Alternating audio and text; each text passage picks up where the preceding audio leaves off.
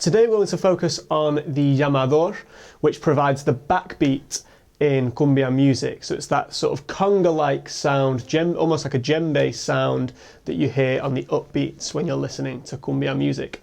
Today we're going to look at incorporating this sound into the right hand, while the right hand also plays the tambora rhythm. Sounds confusing, but you'll understand in a moment when I show you. And then, just like we did in the previous lesson, we're going to, as we're incorporating that tambora and the llamador with one hand, that will free up the left hand to play some more intricate, interesting left hand phrases.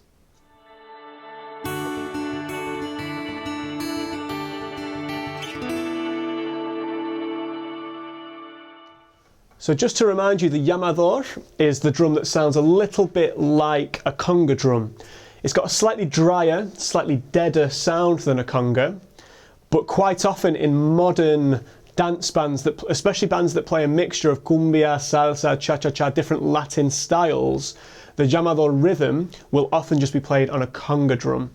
And that rhythm, to remind you, is the backbeat. So if we're thinking of cumbia in cut time, so 4/4 with the emphasis on beats 1 and beat 3, so beat 1 and 3 being the downbeats, the llamador plays accents, open strokes on the upbeats, so 2 and 4.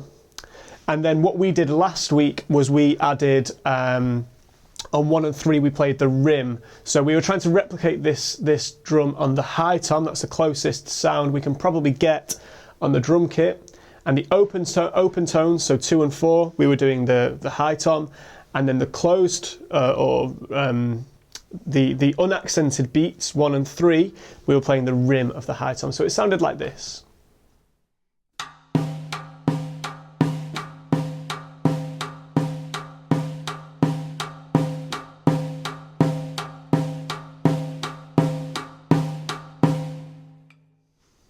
So that's the llamador approximation that we looked at last week. But today we're going to look at incorporating the llamador and the tambora into the same pattern.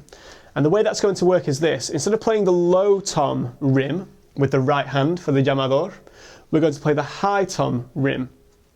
We're going to play the same rhythm we were playing on the low tom. So 1, 2 and 3, 4 and 1, 2 and 3, 4 and... However, on beats 2 and beat 4, instead of playing the rim of the high tom, we'll play the drum head, the middle of the high tom.